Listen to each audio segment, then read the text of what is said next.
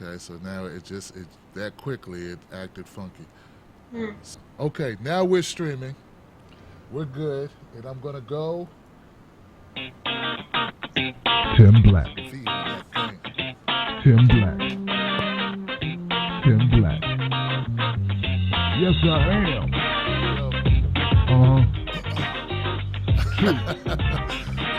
They know I try different things here. Tim Black. They know it. They know it. I am TimBlack.com. Tim Black. It's me.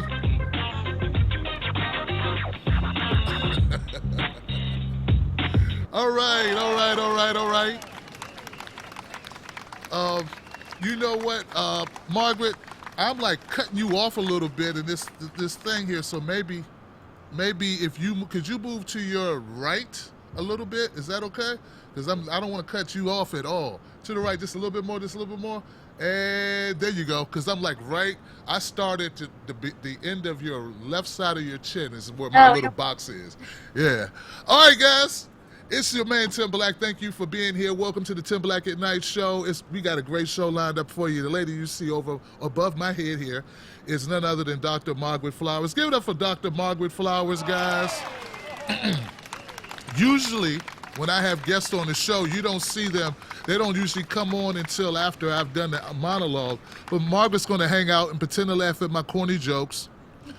And pretend to be riveted by my commentary as I get you juiced up and get you ready for what's going to be a fantastic show. All right, so Margaret's here to talk about a lot of things. I want to talk to you just before she starts. I want to talk about some election rigging stuff that's going on. I was reading and doing a little bit of research, and I see Dr. Jill Stein is reporting that we are finding evidence where in some states they're telling voters they can't write in Jill Stein. Now, I don't have a boo button, but I do have a bifurcation. So that's a bifurcation. So if you're in a state, okay, you might need to check if she's not on the ballot, Dr. Jill Stein, what you're going to need to do is you need to check before you go vote. Is she able to be written in? And I'm pretty sure you can do that many different ways. There are a lot of different Facebook groups. I would say go ahead and tweet to me and we'll find out for you if you have any questions. But if someone tells you can't write in a candidate that's on the ballot, that's not true, okay? And that's what they were telling people at the polls. So we're seeing signs already of election rigging, and we're going to call it out as soon as we see it. That tweet from Jill Stein, I retweeted it last time I checked, and it was over 500 retweets. So let's keep that going. Go find me on Twitter at Real Tim Black, and let's fight corruption and election, whatever you want to call this, rigging or just not playing fair. All right. And look, they're going to say, hey, we didn't know. I know it's our job to know what you can do and can't do, but we didn't know. It was an honest mistake. Yeah, whatever, right? Whatever. So I had a great show earlier today. I want to give a big shout out to H.A. Goodman. This guy's killing it, man. This guy, man. You know, look, when I told you guys I wanted you to help me get him to 50,000 subscribers, I didn't mean that day.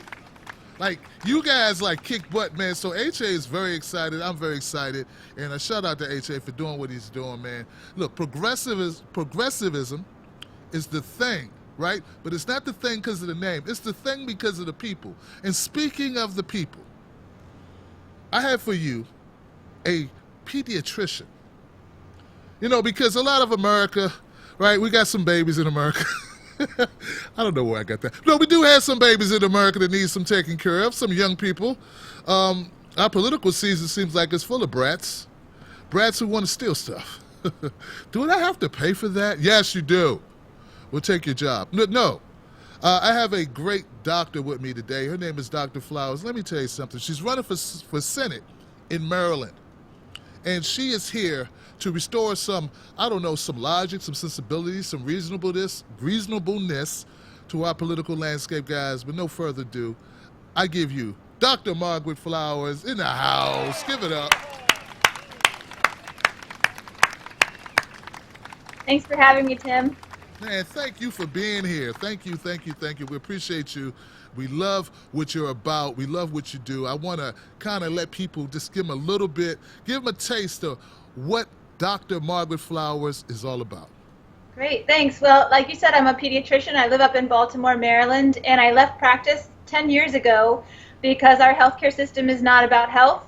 And I was trying to do advocacy and practice and also raise 3 children at the same time, and realized one of those was going to have to go, and I really love my children. So, and I'll try not to crack too many jokes because I'm not really that funny. But anyway, so I left to advocate full-time for a national improved Medicare for all healthcare system. And that really gave me a window into our, Congress and how messed up things are. And also that we can't just fight for access to healthcare because there's so many other factors that impact our health, like wealth inequality is one of the biggest drivers of poor health outcomes, but we are also talking about, in addition to economic injustice, it's racial injustice, environmental injustice. There's so many issues, and so I'm co-director of popularresistance.org. We are a daily movement news website that helps cover what's going on nationally and internationally so people can see how people are rising up and get inspired by them. We cover new systems that people are trying to put in place, people working on organic food systems or, renewable energy or new economic systems. And we run a bunch of different campaigns through there. And I have my own radio show, Clearing the Fog Radio, out of Anacostia, We Act Radio. It's a weekly show on Mondays. And just, what we're all about is building political power for progressive change. And it takes a social movement, a movement of movements, and it takes a political arm for that, and that's what I think the Green Party is right now, the best for that, and that's why I'm running for U.S. Senate, and that's the next. Wow, look, guys, give it up for Margaret, doing a lot of stuff, and all of it sounds fantastic. Margaret, I had no idea you're doing all this stuff. Well, your radio show, you're part of a news network as well. You're my competition. What's going on here, lady? You come on my show, and you're competition. Because you were just a politician. I don't think we barely compete with you, Tim. Oh, man. Well, we're not at your level. Flattery will get you everywhere, Mrs. Margaret Flower. Dr. Margaret Flower. So you got started. You got into running. You weren't a politician. So, I understand where you explain, healthcare being an issue and how you segue. But why would you want this job? I think politics is one of the hardest jobs if you do it right. From medicine, from curing people to this, could you go a little bit more into why you would want to make that transition? Yeah, and I never saw myself doing anything like this, but over the years as I was doing all this kind of advocacy work, and I've spent a lot of time in Congress working on a number of issues, and people kept saying, will you run, and I said, no, I'd really rather push from the outside than, be inside there. And I guess when people asked me last year if I would run this time, there was an open Senate seat. Our senator is retiring. And all right, Mikulski, right? Right. Yes, okay. And I just felt like things are shifting. Fewer people are, less than 30% of registered voters are either Democrats or Republicans. So the Democrats are less than 30%, the Republicans are less than 30%.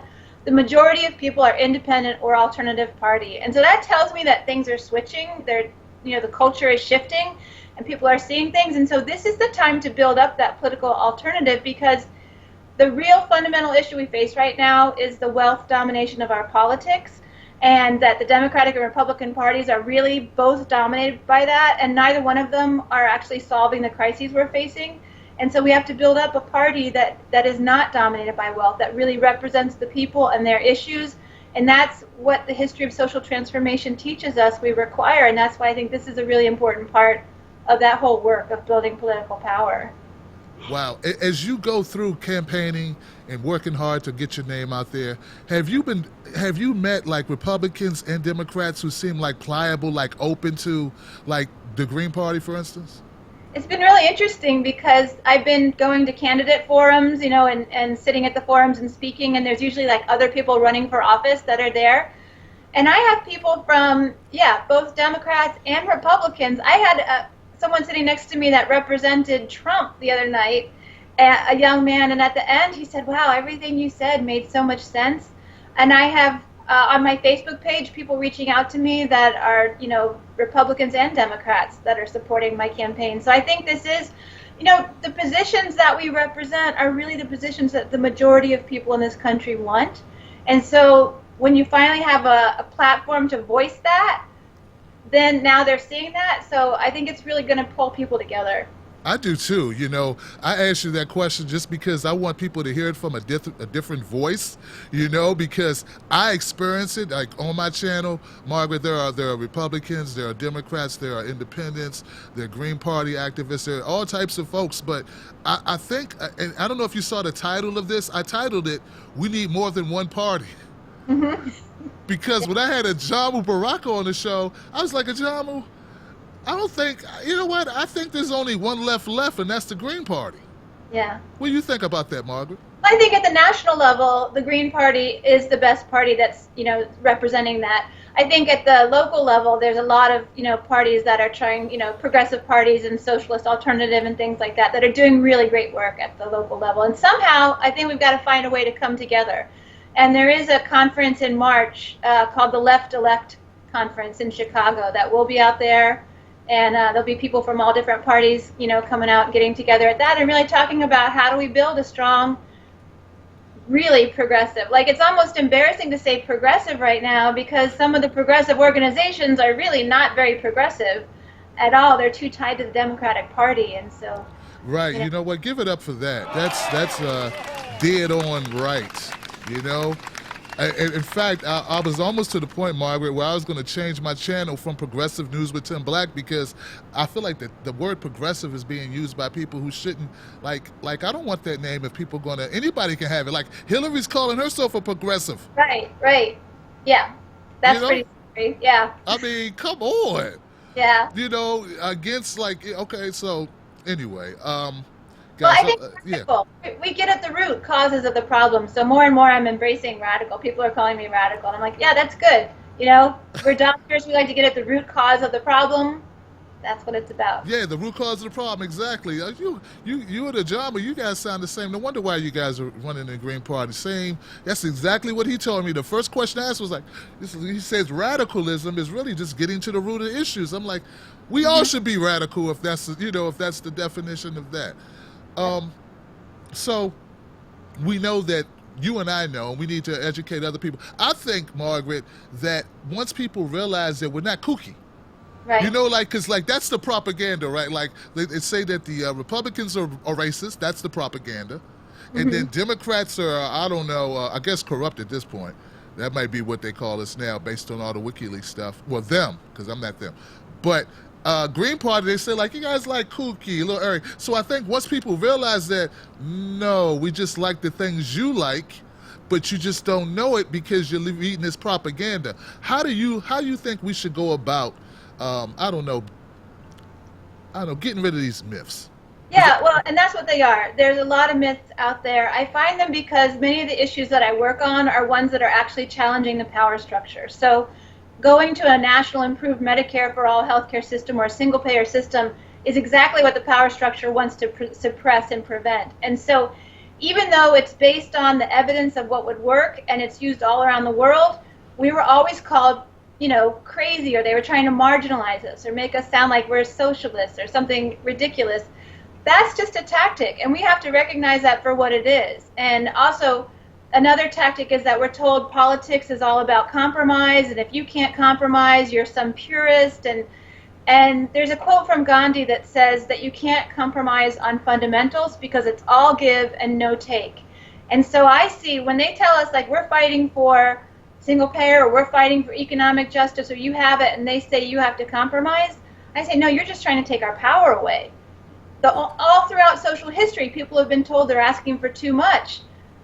And that's what we have to recognize, is that we're not asking for too much. What we're asking for is what we need, what we require to heal and face the crises, deal with the crises that we're facing. Yeah, one of the things we say around here is they're trying to take your cornbread. And I was thinking when you were saying, she going to say it? Right there. They're trying to take the cornbread. I'm like, oh, my.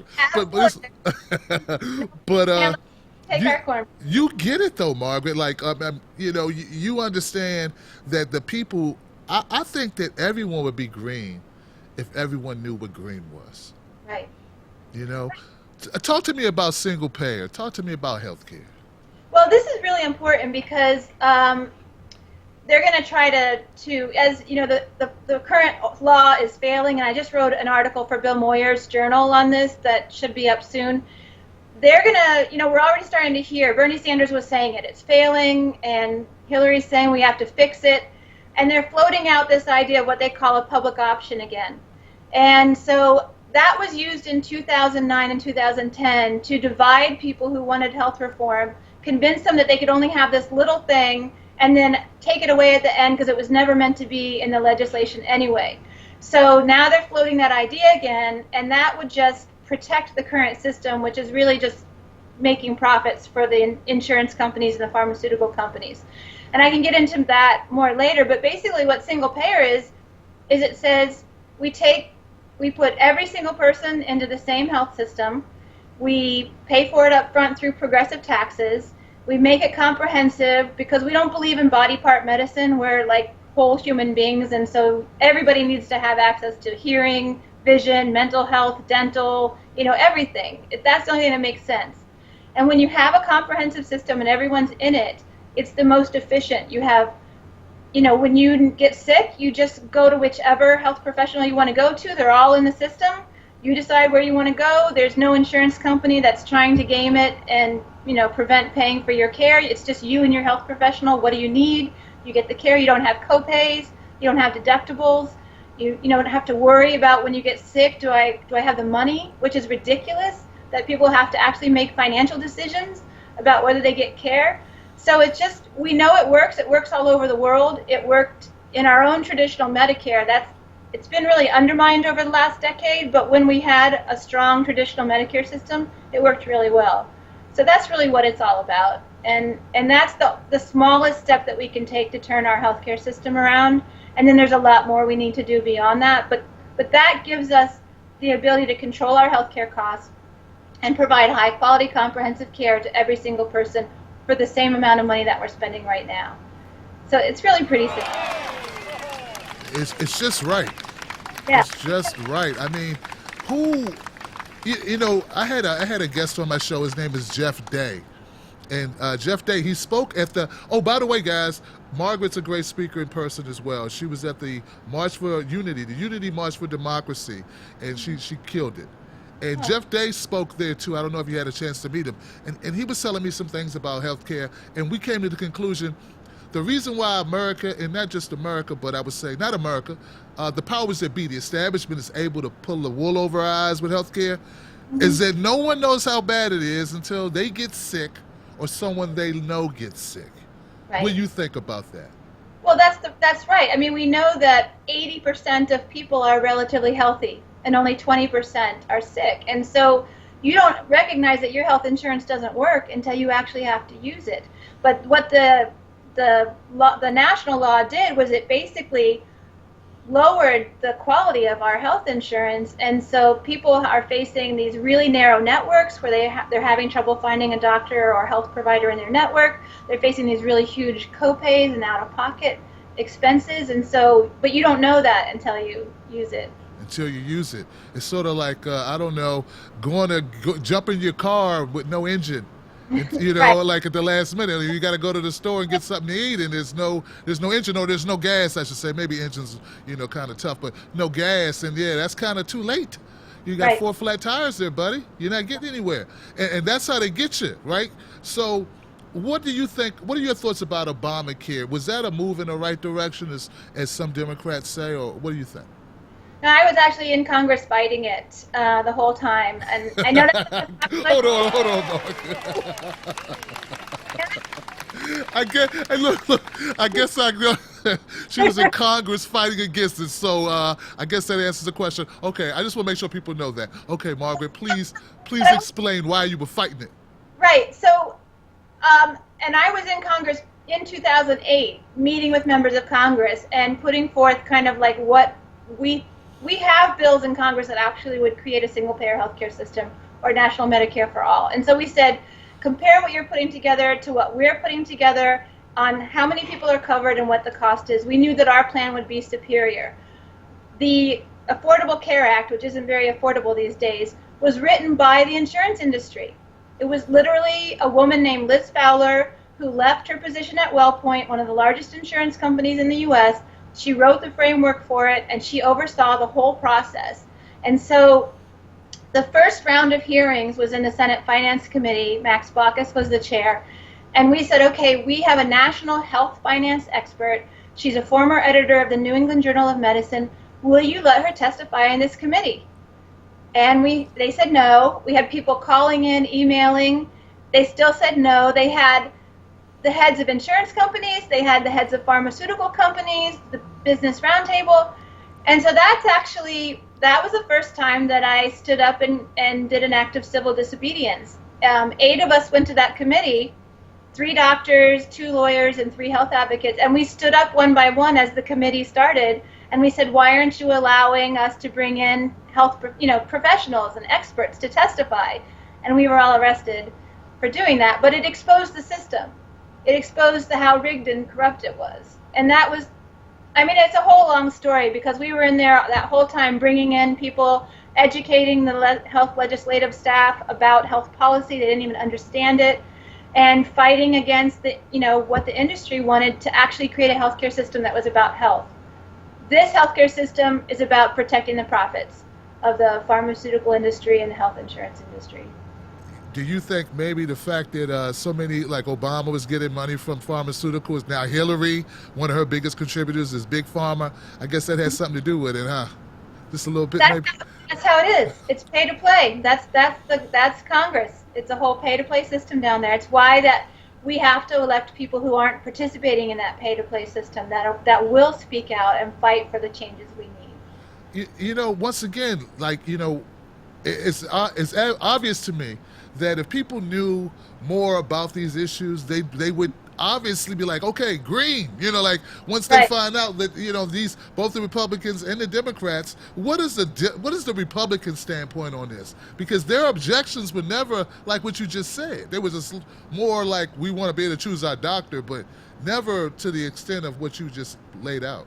The Republican standpoint doesn't make any sense at all. They don't really have a plan. What their plan is, we're going to open up selling insurance across state lines, and basically what that would do is it would allow insurance companies to set up in the state that has the weakest regulations and then sell policies from there. So it would drive a race to the bottom in the quality of our health insurance policies, which aren't that great right now. Anyway, it's a non-plan. We know what works. We have 3 health systems in the United States right now. We have the VA system, which is completely socialized. The government owns and operates it. We have Medicare, traditional Medicare, which is publicly financed but privately delivered. And then we have private health insurance. If we had compared those 3 systems, we would see that the one we chose, the private health insurance system, is the worst. And that some sort of a single-payer system would be the most efficient. And actually, majorities of people already support it. So we just have to find our power and demand it. Or clean Congress, which is what we're trying to do with Exactly. Dr. Margaret Flowers, y'all. Yeah, that's what we need to do, really. I think that's where we need to go. You brought up civil disobedience. Mm-hmm. And I saw a film of you, a clip of you, being disobedient. and look, guys, Margaret Flowers, she went to a debate because they weren't allowing her on the debate. She said, I'm going to go up there anyway.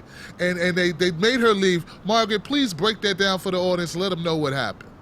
Yeah, so there's only one televised Senate debate in Maryland, and it was being held at a public university and sponsored by the League of Women Voters. And so for months I was, pushing on them to allow me to be in it. And the reality was they said, well, we're going to decide by September 16th if you can be in it. And at that point, at September 16th, I met all of the criteria to be included. And the one criteria that the other one they had was a polling criteria, but there hadn't been any polls that had included me. And then they found out that someone was doing a poll, so they pushed the date back to find out what that poll was going to be. First poll that I'd ever been included in, and I've gotten no commercial media coverage at that point. So I was like, they're just looking for a reason to keep me out. So we were pushing on them, and they just kept saying no. And there's only 3 of us on the ballot. It's not like it's a big deal. Right. So And Margaret, my understanding is the other candidates wanted you to be in the debate, right? That's exactly it, is that my partner Kevin stood up in the audience and he said, to the one candidate, do you want her in? She said yes. Other one, do you want her in? He said yes. And so at that point, while the police were all going to drag him out of the room, I just walked down the stage and down this aisle, and I stepped onto the stage and I shook their hands and I said, great, this is, we need to have a full discussion. Voters need to know who we are. And they called the police on me too. When I watched the film, Margaret, I didn't know. I saw it where you were already on stage. So he asked, because he asked about you being included. They both agreed. Then you went to the stage. Right. And it was really fun to watch the media because they were like, she climbed on the stage, she crashed the stage. Yeah. I was like, no, I walked down the aisle and I stepped onto the stage. These are crafty jerks. That's why they didn't start the clip that I saw until after you were there. Because then it would have shown how you were actually invited there by the people in it, not by the people that run it. Right. So they can see that on my Facebook page. The whole video's there. We have it. So. Guys, please go to Margaret's Facebook page. And Margaret, you want to give them your Facebook, since we're here, since you brought that up, that'd be good. Guys, go see Margaret Flowers on Facebook. Where at, Margaret? Flowers and the number 4 Senate. Flowers for Senate. Flowers for Senate. Don't worry, guys. We will repeat it before you leave. Man, that's part of the reason why I'm so hard on the media, Margaret, because I think they're part of the problem. Like they're a major part of the problem, because I try to tell people, be compassionate with people who don't understand, who even have totally opposite opinions than you, because they're lied to every day. So exactly.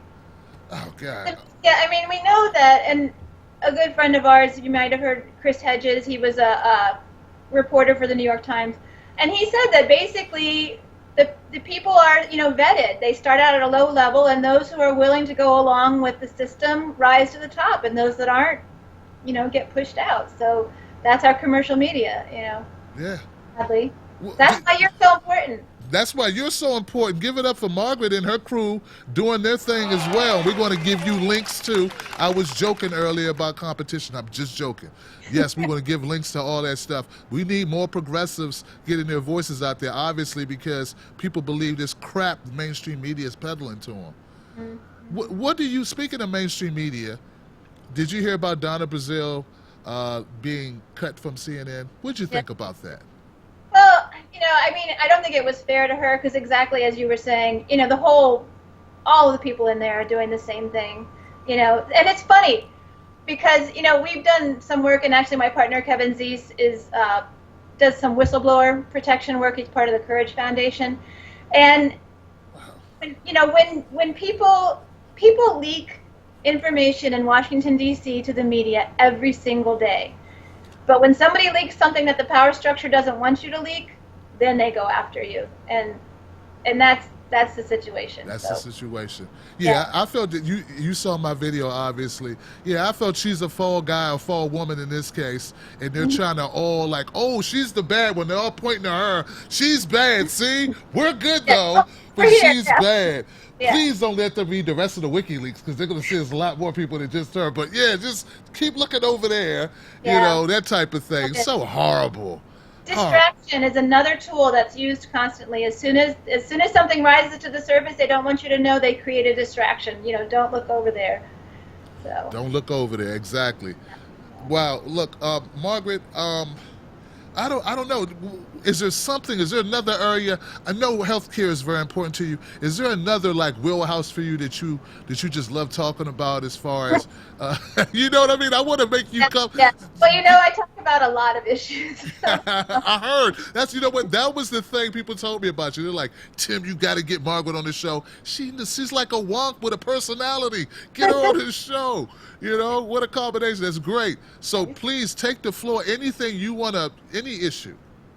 Well, I guess the one that's coming up really soon that we have to deal with is something called the Trans-Pacific Partnership, the TPP. Are you familiar with that one? Yes, I am.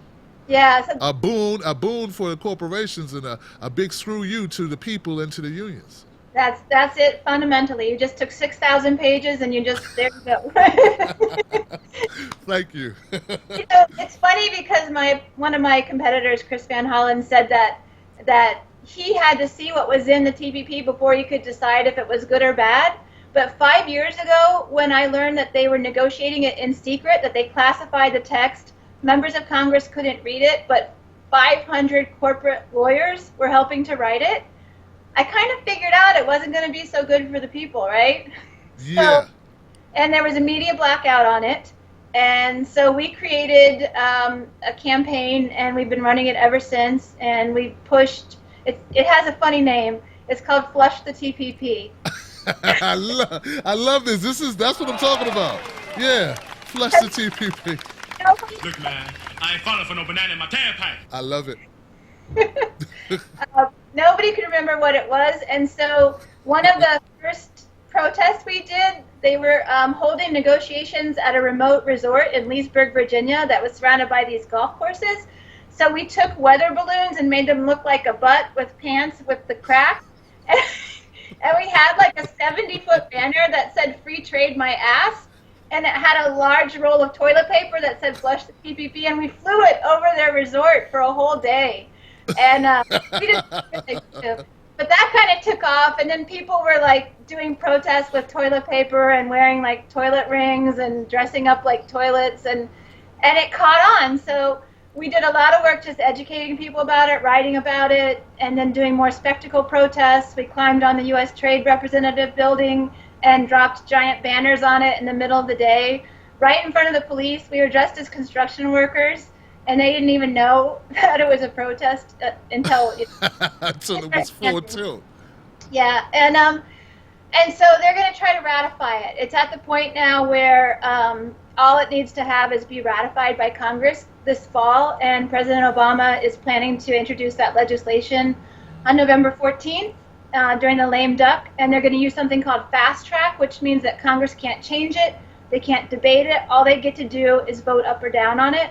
And we know how that works. We know how they twist people's arms and make them all these promises. So we have an action camp coming up on November 12th and 13th, and 4 days of action in Washington, D.C. And if people go to flushthetpp.org, they can learn about that. And hopefully they'll come out, because we can stop it. Right now, you know, if you had asked me 5 years ago when we started this fight against major transnational corporations like Walmart, Monsanto, Exxon, Pfizer, like everybody that you love to hate has written what they want into this agreement. If you had told me then that we would be in the position we are now, where we've actually made it politically toxic and members of Congress are saying they don't have enough votes for it, that's pretty amazing. So we're in a position now where we could actually win this, and if we win it, it's a huge victory against transnational corporate power. It's a huge victory for the people, and we can build on that and keep pushing to set the agenda. So this is a really critical fight. Yes, it is, man. Wow. So you're telling me that activism is actually effective?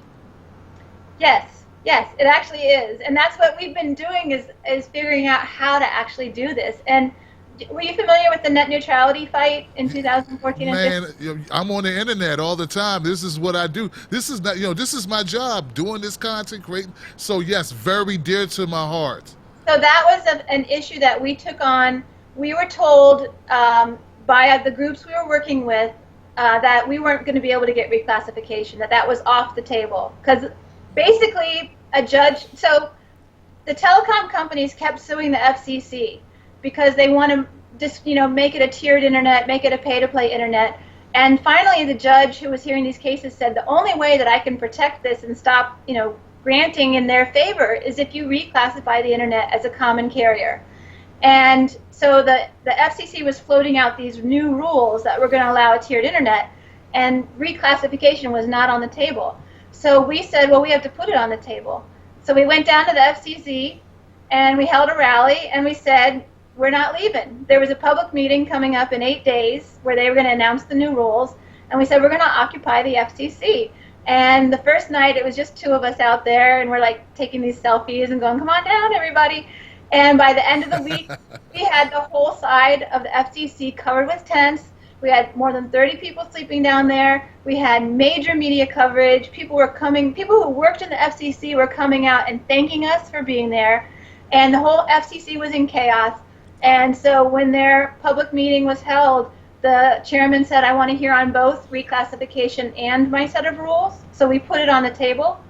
And then the next 9 months, we just pushed like crazy. We continued to do all kinds of actions, and we got it. We won. And when our allies, at one point, the FCC said, we're going to give you this hybrid. We're going to offer this hybrid proposal. And we knew that a hybrid was going to have loopholes in it. It wasn't going to work.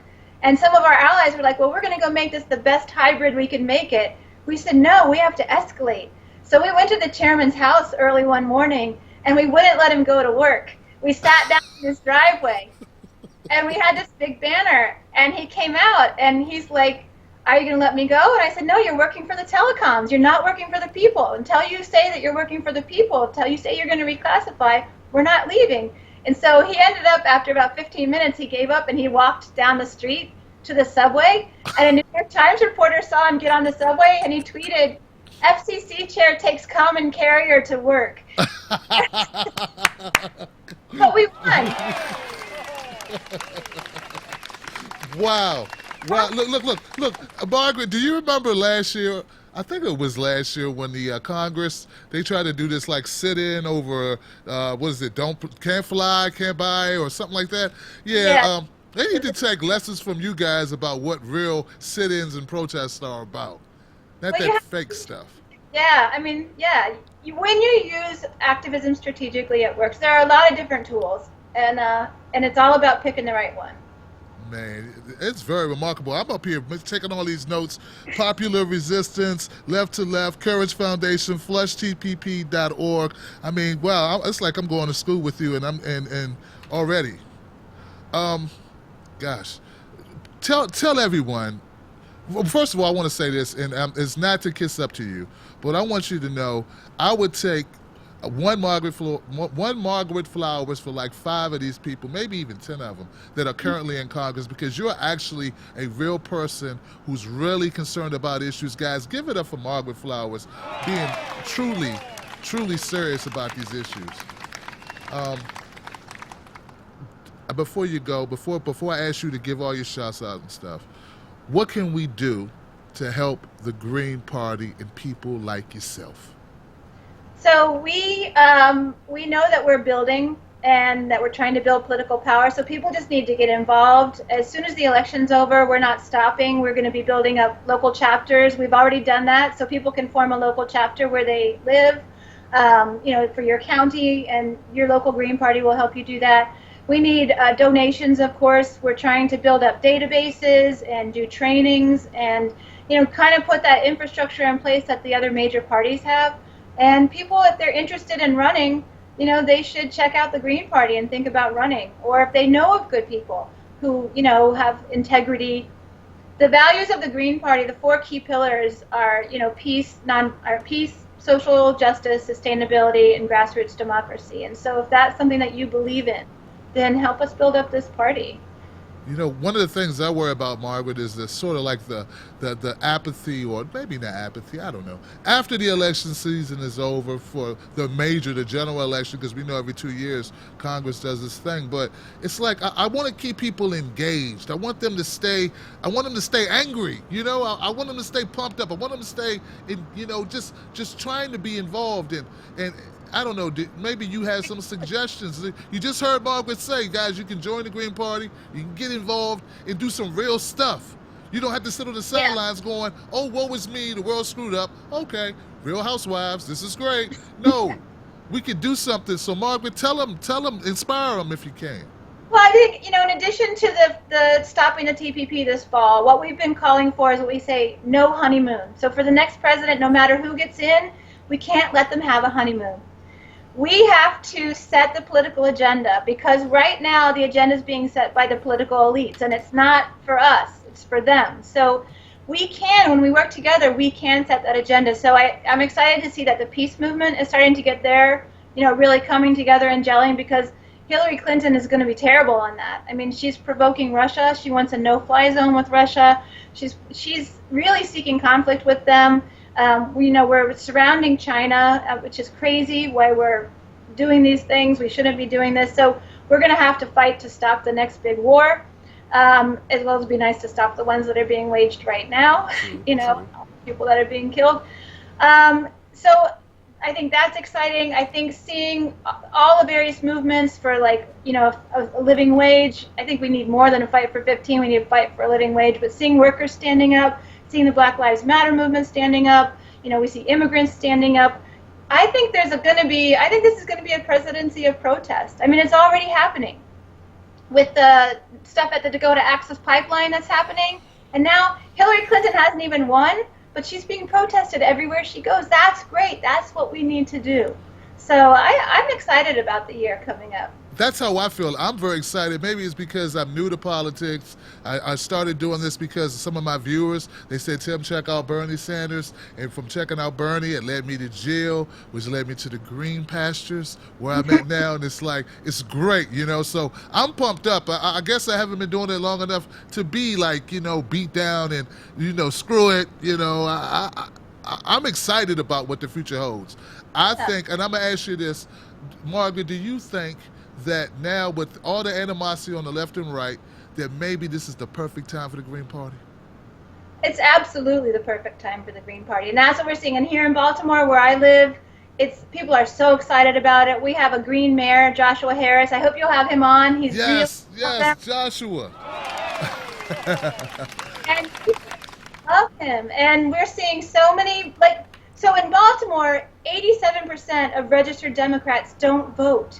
We've had a democratically run city for 50 years, and people see that it's just as corrupt, and so they're like, why should I vote?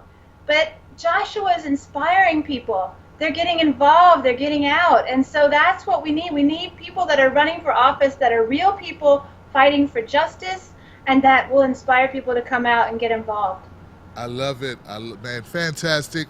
This has been great. I want to leave people wanting more. Speaking of more, Margaret, tell them where they can go get more. Right, so popularresistance.org is our news website. You can sign up for the Daily Digest, and also we write a weekly newsletter where we try to give some sort of movement lesson.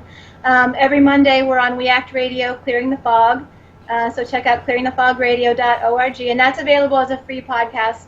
And then my campaign website is flowersforsenate.org, and we've been running a serious campaign, and I think we're going to do, I hope to be the most successful Green Senate candidate so far in the state. It's a tough, because the person I'm up against is really a Wall Street corporate Democrat, and he's got a lot of money. Lot of money.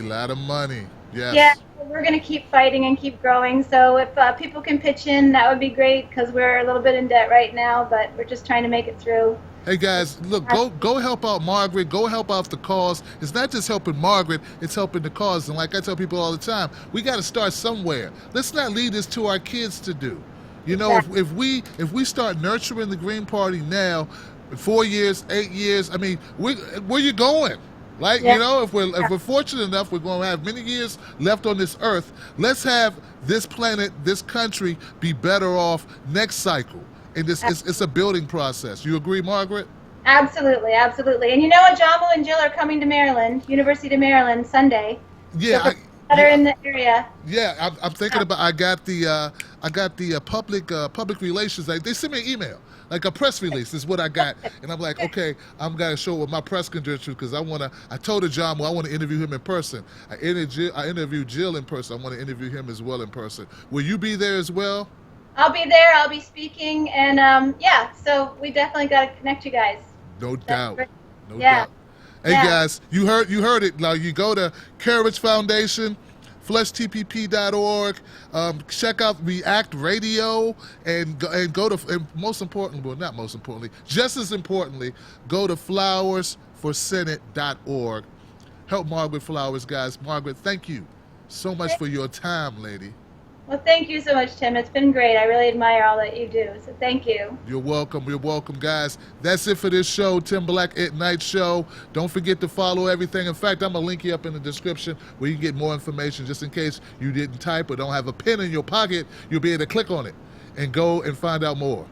All right, guys. Like I always say, don't you let nobody take your cornbread, and let's help plant some flowers with Margaret Flowers. How about that? That's it. I'm going to... This is all new to me. This is a new setup. And that's the music. Tim Black. And that's the show. Margaret, man, this was Tim Black. great. It was great. Tim Black. Thank you so much. Thank Yes, you so I much. am. See you again. You got it. I'll hit you up. I'll hit you up. We'll talk. Funny. And bye, Margaret. Tim Black. I am TimBlack.com. Tim Black.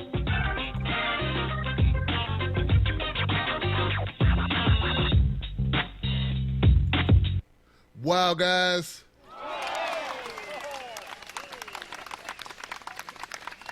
All right, guys, like I'm always trying new stuff. Let me know your feedback on this. Let me know what you thought of it. It's something new, using Skype. Google Hangouts is going away, right? And it's really problematic for me. But Skype, for some reason, just seems to work much better. Margaret was a great guest. Margaret is a great activist, a great doctor, and she's about the people. So that's all I needed to hear. That's it, all right? Comment in the comment section below. Let me know what you think about the changes in the show. You see where we're trying to go. And do me a favor. Email me at tim@timblacktv.com. Shout out to my people who make it all possible. Nicola Wango, Malika Rogers, Momo Pineno. Welcome back, Momo. My friends, my Kate Loving, 64 Cadillac Coupe de Ville, Justin. What's up, brother? And also, my moderators, Liberty Not a License, Iron Man Oz, and When I Rap. I'm dope. When I Rap. Guys, fantastic show tonight. Thank you so much. I will see you shortly. I'm putting out a lot of content. Go to Facebook. Follow me there because I'm doing live streams like almost every couple hours. Find me on Twitter. Real Tim Black is the name of that. And also, if you get a chance and you like coffee, because I know you do, and even if you don't, buy some for a friend. Go to TimBlackTV.com and get some Tim Black Special Brew. It's the thing to do. I appreciate y'all. And remember, nobody take no cornbread from nobody's me. taking my cornbread. Don't let them take yours. I'm out of here, guys. I'll see you shortly. Talk to you.